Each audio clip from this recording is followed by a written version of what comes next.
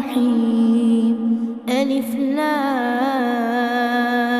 را، تلك آيات الكتاب المبين. إنا أنزلناه قرآنا عربيا لعلكم تعقلون. نحن نقص عليك أحسن القصص بما أوحينا إليك هذا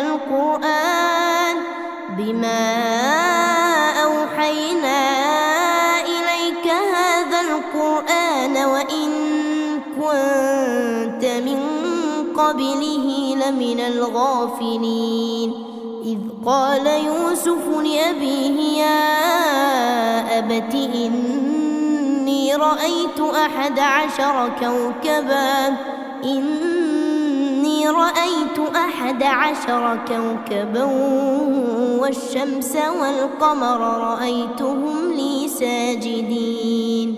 قال يا بني لا تقصص رؤياك على إخوتك فيكيدوا لك كيدا إن الشيطان للإنسان عدو مبين. وكذلك يجتبيك ربك ويعلمك من تأويل الأحاديث ويتم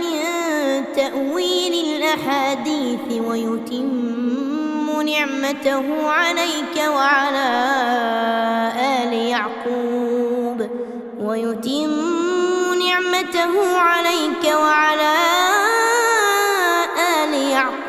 كما أتمها على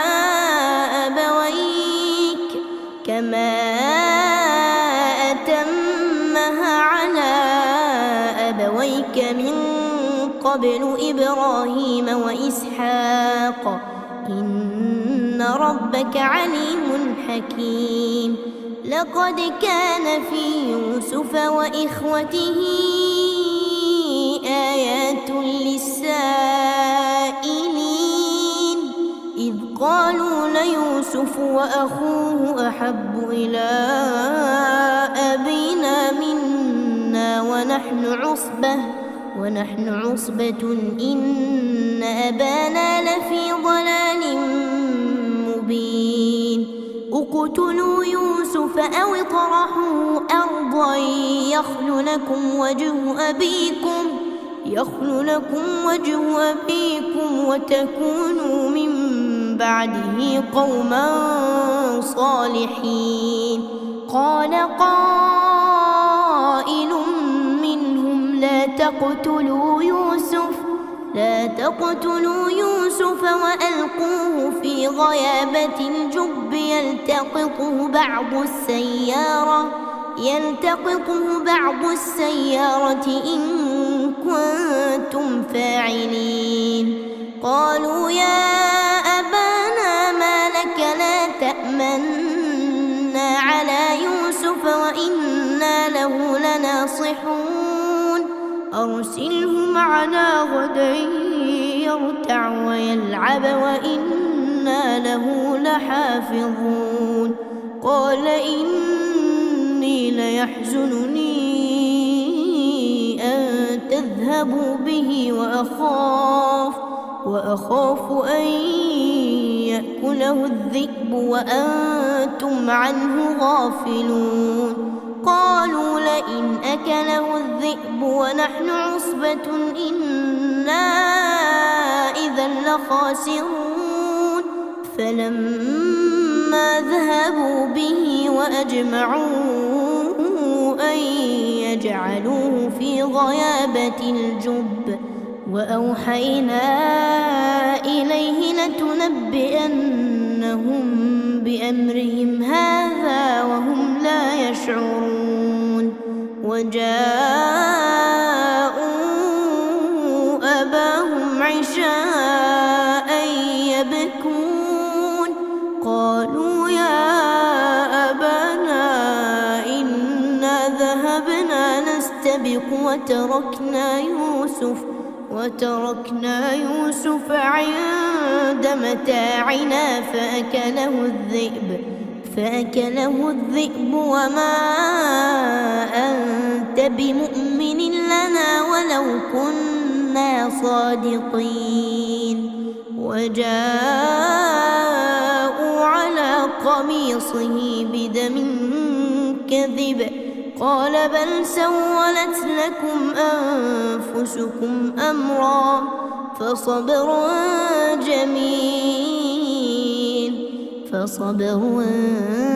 جميل والله المستعان على ما تصفون. وجاءت سيارة فأرسلوا واردهم فأدلى دلوه قال يا بشرى هذا غلام وأسروه بضاعة والله عليم بما يعملون. وشروه بثمن بخس دراهم معدودة وكانوا فيه من الزاهدين. وقال الذي اشتراه من مصر لامرأته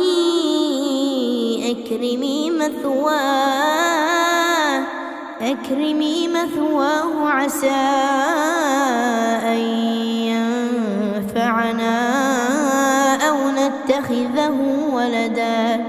وكذلك مكنا ليوسف في الأرض ولنعلمه من تأويل الأحاديث والله غالب على أمره ولكن أكثر الناس لا يعلمون. ولما بلغ أشده آتيناه حكما وعلما وكذلك نجزي المحسنين. وراودته التي هو في بيتها عن نفسه وغلقت الأبواب وقالت هيت لك قال معاذ الله إنه ربي أحسن مثواي إنه لا يفلح الظالمون. ولقد همت به وهم بها لولا أن رأى برهان ربه كذلك لنصرف عنه السوء والفحشاء إنه من عبادنا المخلصين. واستبق الباب وقدت قميصه من دبر وألف يا سيدها لدى الباب قالت ما جزاء من أراد بأهلك سوءا إلا أن يسجن أو عذاب أليم. قال هي راودتني عن نفسي وشهد شاهد من أهلها إن كان قميصه قد من قبل فصدقت وهو من الكاذبين. وإن كان قميصه قد من دبر فكذبت وهو من الصادقين. فلما رأى قميصه قد من دبر قال إنه من كيدكن إن كيدكن عظيم. يوسف أعرض عن هذا واستغفري لذنبك إنك كنت من الخاطئين. وقال نسوة في المدينة امرأة العزيز تراود فتاها عن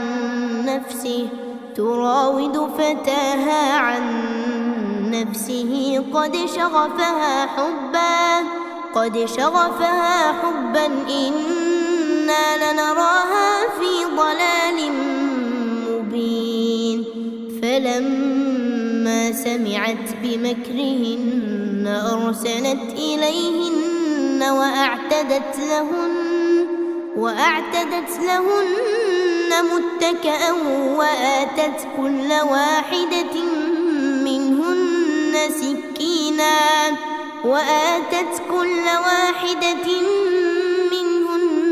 سكينا وقالت اخرج عليهن فلما رأينه أكبرنه وقطعن أيديهن وقلن حاش لله ما هذا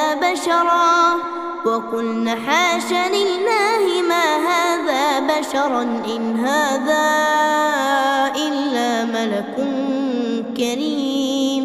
قالت فذلكن الذي لمتنني فيه ولقد راودته عن نفسه فاستعصم ولئن لم يفعل ما آمره ليسجنن وليكون من الصاغرين. قال رب السجن أحب إلي مما يدعونني إليه وإلا تصرف عني كيدهن أصب إليهن وأكن من الجاهلين. فاستجاب له ربه فصرف عنه كيدهن إنه هو السميع العليم. ثم بدا لهم من بعد ما رأوا الآيات ليسجننه حتى حين.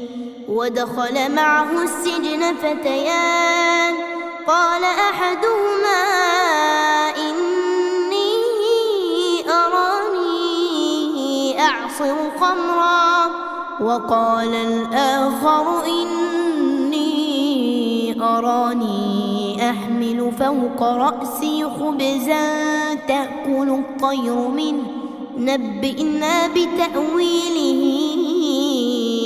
إنا نراك من المحسنين. قال لا يأتيكما طعام ترزقانه إلا نبأتكما بتأويله قبل أن يأتيكما ذلكما مما علمني ربي إني تركت ملة قوم لا يؤمنون بالله وهم بالآخرة هم كافرون. واتبعت ملة آبائي إبراهيم وإسحاق ويعقوب ما كان لنا أن نشرك بالله من شيء ذلك من فضل الله علينا وعلى الناس ولكن أكثر الناس لا يشكرون. يا صاحبي السجن أأرباب متفرقون خير أم الله الواحد القهار. ما تعبدون من دونه إلا أسماء سميتموها أنتم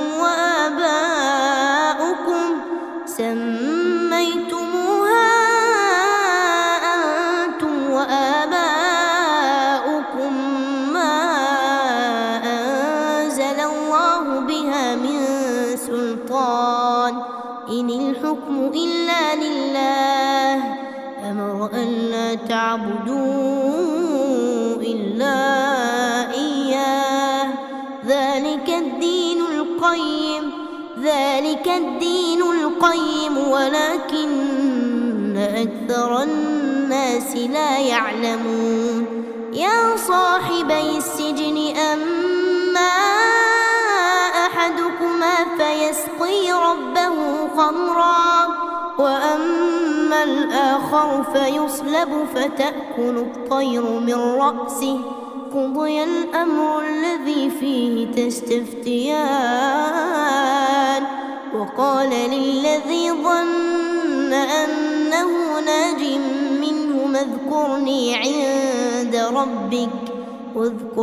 عند ربك فأنساه الشيطان ذكر ربه فلبث في السجن 9 سنين وقال الملك إني أرى 7 بقرات سمان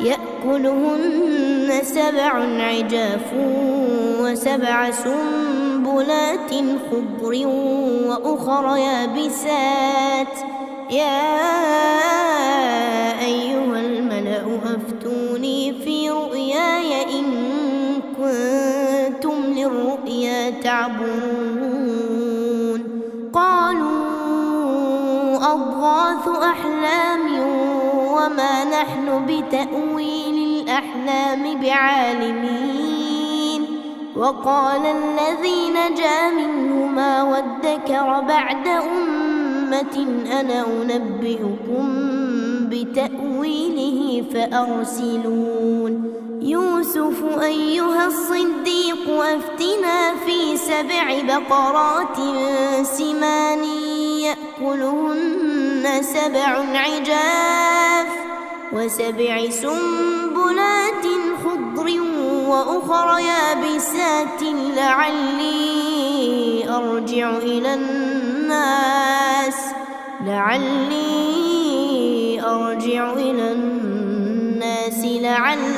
يعلمون قال تزرعون 7 سنين دأبا فما حصدتم فذروه في سنبله إلا قليلا مما تأكلون ثم يأتي من بعد ذلك 7 شداد يأكلن ما قدمتم لهن إلا قليلا مما تحصنون ثم يأتي من بعد ذلك عام فيه يغاث الناس وفيه يعصرون وقال الملك ائتوني به فلما جاءه الرسول قال ارجع إلى ربك فاسأله ما بال النسوة اللاتي قطعن أيديهن إن ربي بكيدهن عليم قال ما خطبكن إذ راوتن يوسف عن نفسه قلنا حاش لله ما علمنا عليه من سوء قالت امرأة العزيز الآن حصحص الحق أنا راودته عن نفسه وإنه لمن الصادقين ذلك ليعلم أني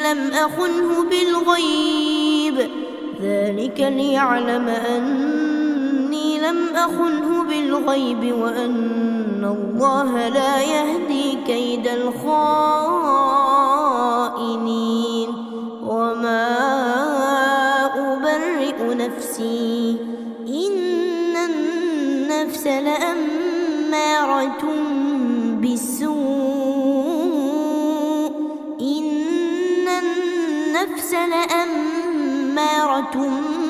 بالسوء إلا ما رحم ربي إن ربي غفور رحيم وقال الملك ائتوني به أستخلصه لنفسي فلما كلمه قال إنك اليوم لدينا مكين أمين قال اجعلني على خزائن الأرض إني حفيظ عليم وكذلك مكنا ليوسف في الأرض يتبوأ منها حيث يشاء نصيب برحمتنا من نشاء ولا نضيع أجر المحسنين ولأجر الآخرة خير للذين آمنوا وكانوا يتقون وجاء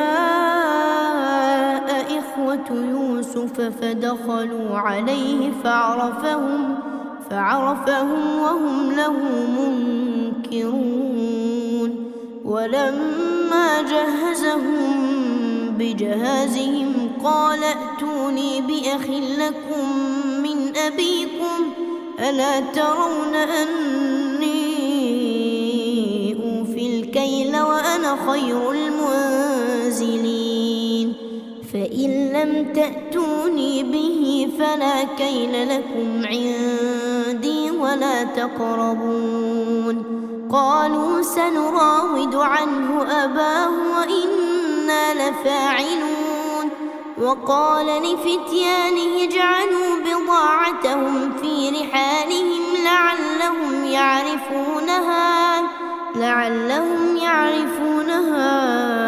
إذا انقلبوا إلى أهلهم لعلهم يرجعون فلما رجعوا إلى أبيهم قالوا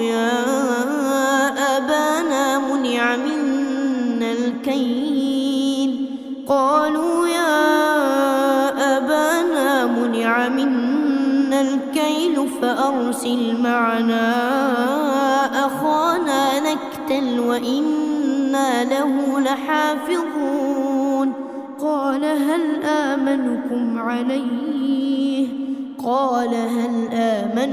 عليه إلا كما أمنتكم على أخيه من قبل فالله خير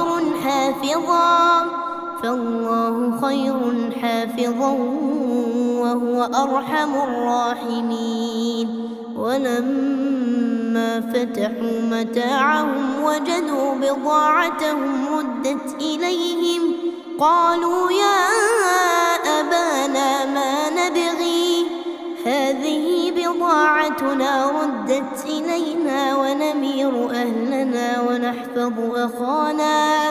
ونحفظ أخانا ونزداد كيل بعير ذلك كيل يسير قال لن أرسله معكم حتى تؤتون موثقا من الله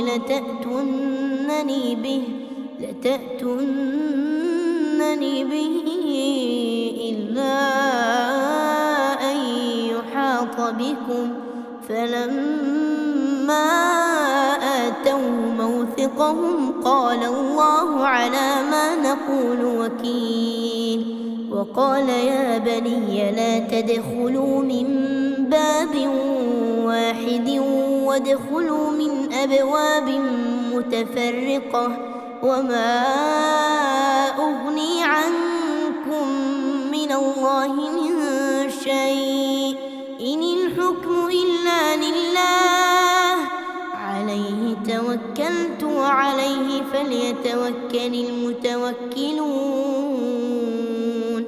ولما دخلوا من حيث أمرهم أبوهم ما كان يغني عنهم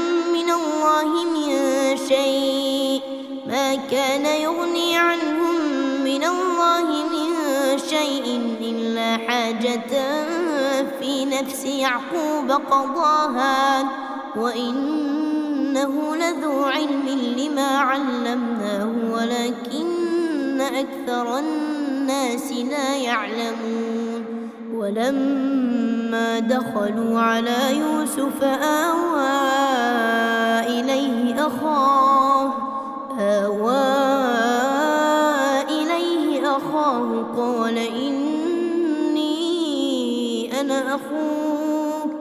قال إني أنا أخوك فلا تبتئس بما كانوا يعملون فلما جهزهم بجهازهم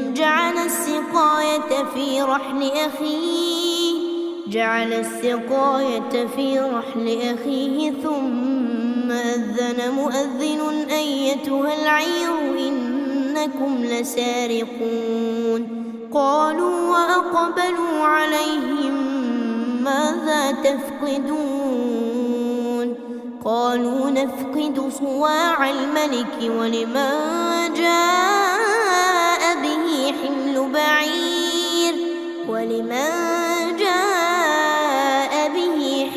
بعير وأنا به زعيم قالوا تالله لقد علمتم ما جئنا لنفسد في الأرض وما كنا سارقين قالوا فما جزاؤه إن كنتم كاذبين قالوا جزاؤه من وجد في رحله فهو جزاؤه كذلك نجزي الظالمين فبدأ بأوعيتهم قبل وعاء أخيه ثم استخرجها من وعاء أخيه كذلك كدنا ليوسف ما كان ليأخذ أخاه في دين الملك إلا أن يشاء الله نرفع درجات من نشاء وفوق كل ذي علم عليم قالوا إن يسرق فقد سرق أخ له من قبل فأسرها يوسف في نفسه ولم يبدها لهم قال أنتم شر مكانا والله أعلم بما تصفون قالوا يا أيها العزيز إن له أبا شيخا كبيرا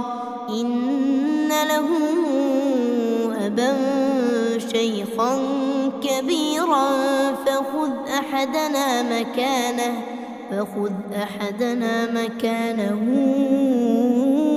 إنا نراك من المحسنين قال معاذ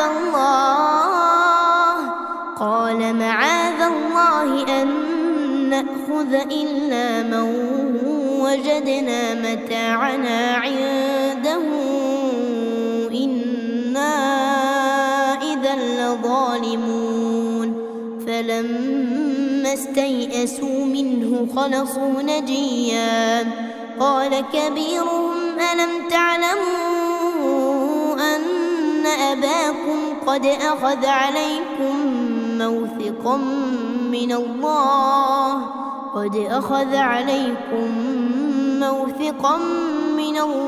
ومن قبل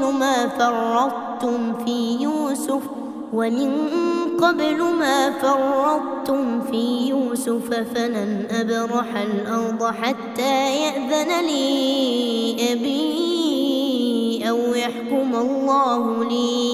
أو يحكم الله لي وهو خير الحاكمين ارجعوا إلى أبيكم فقولوا يا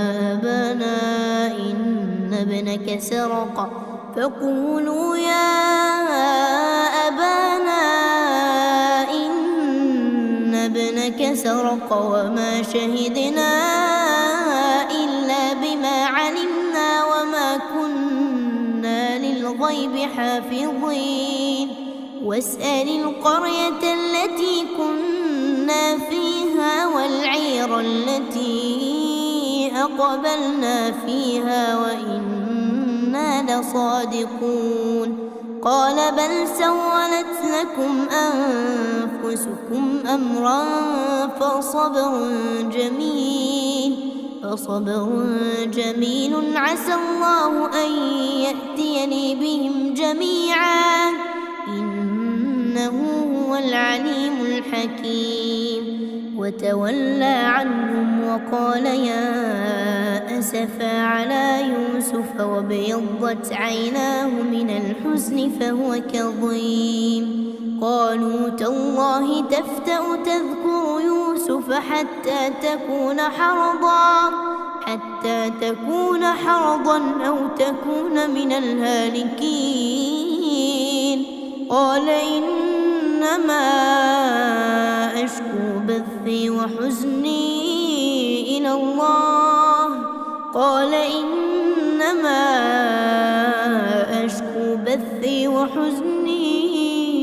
إلى الله وأعلم من الله ما لا تعلمون. يا بني اذهبوا فتحسسوا من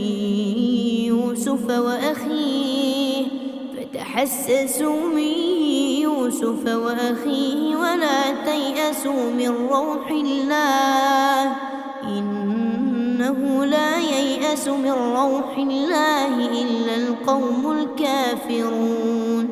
فلما دخلوا عليه قالوا يا أيها العزيز مسنا وأهلنا الضر وجئنا ببضاعة مزجاة فأوف لنا الكيل وتصدق علينا إن الله يجزي المتصدقين. قال هل علمتم ما فعلتم بيوسف وأخيه إذ أنتم جاهلون؟ قالوا أئنك لأنت يوسف؟ قال أنا يوسف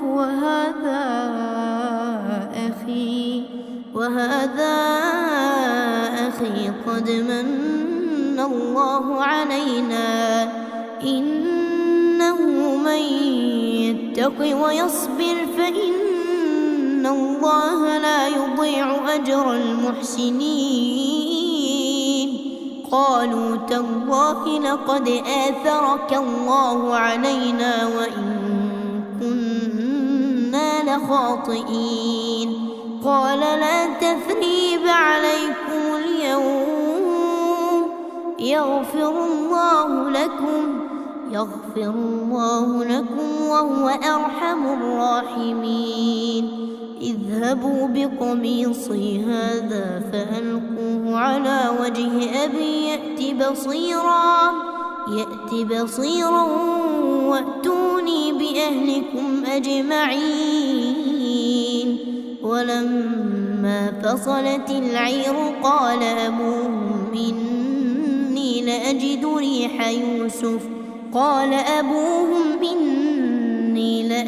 ريح يوسف لولا أن تفندون.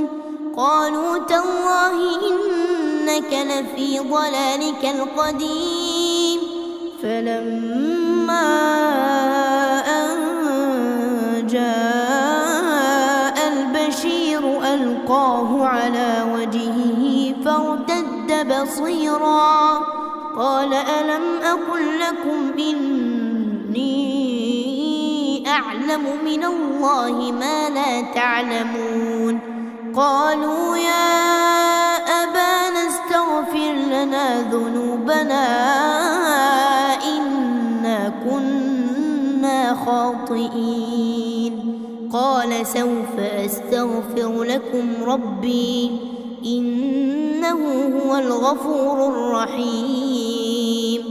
فلما دخلوا على يوسف آوى إليه أبويه وقال ادخلوا مصر إن شاء الله آمنين. ورفع أبويه على العرش وخروا له سجدا وقال يا أبت هذا تأويل رؤياي من قبل قد جعلها ربي حقا وقد أحسن بي إذ أخرجني من السجن وجاء بكم من البدو من بعد أن نزغ الشيطان بيني وبين إخوتي إن ربي لطيف لما يشاء إنه هو العليم الحكيم رب قد آتيتني من الملك وعلمتني من تأويل الأحاديث فاطر السماوات والأرض أنت ولي في الدنيا والآخرة توفني مسلما وألحقني بالصالحين ذلك من أنباء الغيب نوحيه إليك وما كنت لديهم إذ أجمعوا أمرهم وهم يمكرون وما أكثر الناس ولو حرصت بمؤمنين وما تسألهم عليه من أجر إن هو إلا ذكر للعالمين وكأين من آية في السماوات والأرض يمرون عليها وهم عنها معرضون وما يؤمن أكثرهم بالله إلا وهم مشركون أفأمنوا أن تأتيهم غاشية من عذاب الله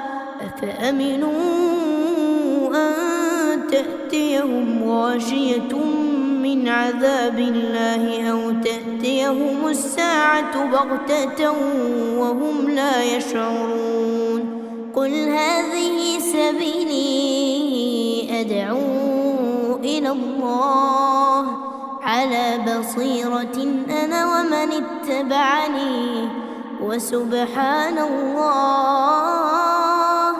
وسبحان الله وما أنا من المشركين وما أرسلنا من قبلك إلا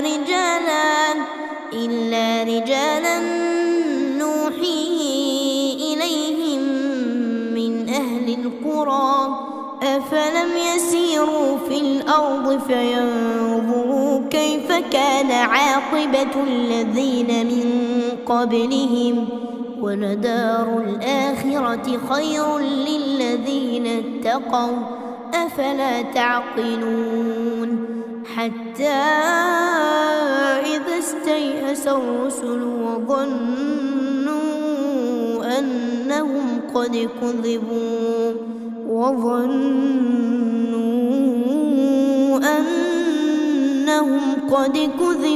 جاءهم نصرنا فنجي من نشاء ولا يرد بأسنا عن القوم المجرمين لقد كان في قصصهم عبرة لأولي الألباب ما كان حديثا يفترى ولكن تصديق الذي